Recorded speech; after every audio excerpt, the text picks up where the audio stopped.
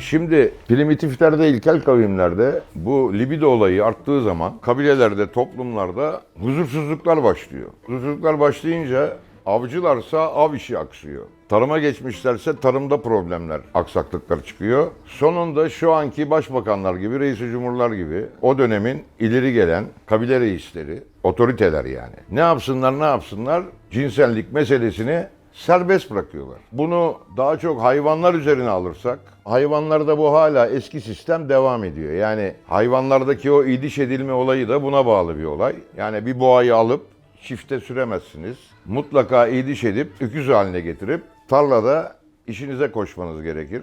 Aygırı alıp at arabasına koşamazsınız.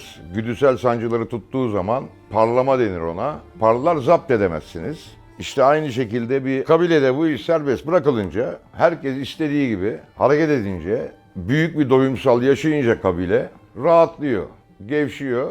Ondan sonra yaşam daha düzgün bir şekilde devam etmeye başlıyor. Şimdi babam öldükten sonra ben otoriteyi kaybettim. Orada başladı zaten olay. Okuldan kaçar, genel eve giderdik ya. Güneş ablanın koynuna girerdik biz. Biz Sigmund Freud'u orada öğrendik. İstanbul'da 800 bin nüfus vardı. 3 tane kerhane vardı. Şu an 23 milyon nüfus var, bir tane kerhane yok. 1 milyonlar 60'lı 70 arası yıllarda o kaldırımları çiğnedi kardeşim. Pazar günleri, cumartesi günleri, tatil günleri Mahmut Paşa Çarşısı gibi zemini göremezsin. Sonra kerhaneler konusunda, kerhane prodüksiyonundaki kadınların nur içinde yatsınlar. Helal hoş olsun o insanlara. Şimdi ben o günkü rakamlara bakıyorum, o kadar kadın. Oxford'dan gelmedi, Harvard'dan gelmedi yani. San Benoît'dan gelmedi bu insanlar, San Joseph'ten gelmedi bu kızlar. Bu kızlar kaderden geldi. Bu kaderi kimler kullandı? Kullananlar var. Ya düşünsenize o zaman 70-80 sene önceki Anadolu'yu. Ya Anadolu'da kız çocuğu sermaye ya. Başlık parası vermeden kızı alamıyorsun. Kızın gönlü konusunda bir alışveriş var mı? Babada, dedede, dayıda. Verdi ilk adam parayı, aldı kızı.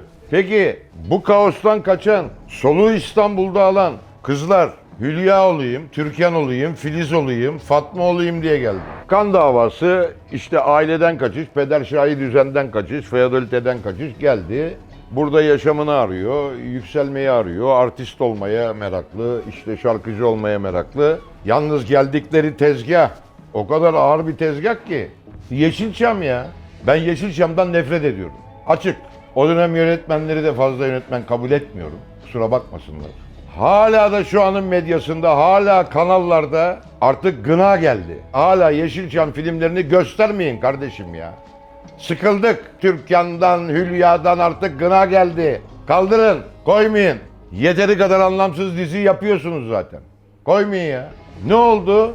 Yeşilçam'da verilen vaatler tutulmadı mı kardeşim? Tutulmadı. Ne yapacak o kızcağız? Eline verdiler mikrofonu. Tamam, eli ayağı düzgün. Hadi biraz da ders mers aldı. Orada şantöz oldu, başladı. Bir dönem geçti, eskidi, demode oldu. Ne yapacak? Bermuda üçgeni orada.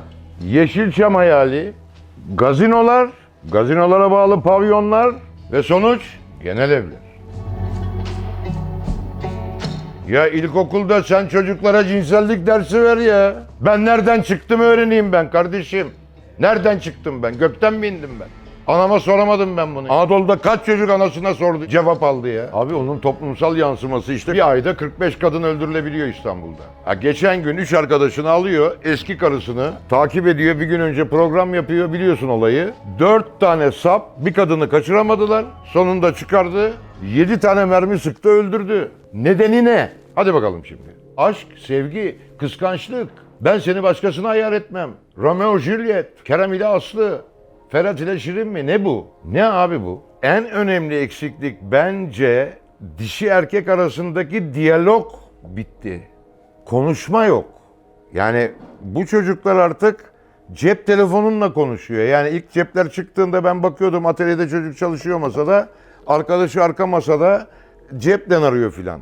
Ya kızım sen niye ceple arıyorsun arkadaşım? Şu an soyut bombalar bu çocukları abluka altına almış. Şu an tabii bu dijital dünya, medyatik dünya bunları körüklüyor. Şimdi çocuklara soruyorum, oğlum manitan var mı filan? Hocam yok filan. Kızlara soruyorum, kızım manitan var mı? Manita dediğim hani arkadaş, flört eden, dayanışma yaptığın, sırtın dayadığın, sevgilin. Ama şunu ben merak ediyorum. Yani şu an o dizilerdeki kostümler, temalar, senaryolar, yaşam biçimleri, ne özenen gençlik, nasıl erkek arkadaş yapacak o kız? O erkek çocuk nasıl kız arkadaş yapacak? Altında 20 trilyonluk arabayla köşkün kapısına gelen delikanlı. Evet, o evden de çıkan zengin kızı. Ya kızın saç bakımı kuaförde 10 milyar lira ya. Şimdi sen okuldaki çocukları ben gözümün önüne getiriyorum. Ne yapacak bu çocuklar abi? Bir yerde yemek yedin sevgilinle. Şimdi geldin, sevgilisin, masaya oturdun. Masa donandı, 10 milyarı da verdin. Karşılığında sen ne konuşuyorsun ya? Ne konuşuyorsun? Konu burada tıkalı işte. Konuşacak bir şeyin yok. Benim işte hayalimdeki erkek yok. Peki kızım, hayalindeki erkek günün biri geldi buldun. Hayalindeki erkek pilot. Hayalindeki erkek cerrah. Hayalindeki erkek dünyanın en önemli tasarımcısı. Yetiştirmiş kendini, öyle bir yer yapmış. Sen kimsin kızım? Ya sen kimsin? Sen tam takır kuru bakır. Allah'ın cahil, ompe saçlı bir kızısın. Ne bok yiyeceksin o ritle sen? Aynı şekilde erkek için geçerli. Ya bunun da kilosu fazla bu kızın, kıçı fazla büyük, boyu kısa, bunun videosu saçı bilmem ne. Ben bu kızı ne yapayım filan. Ama kız akıllı abi, kendini müziğe adamış. Alıyor eline partisyonları, Bach'ı analiz ediyor filan. Sen ne Bach'ı ya, ne Mozart'ı, sen ne konuşacaksın bu kızdan kardeşim sen? Ortak paydan yok. Müzikte yok, sinemada yok, genel kültürde yok, felsefede yok, arkeolojide yok, mitolojide yok.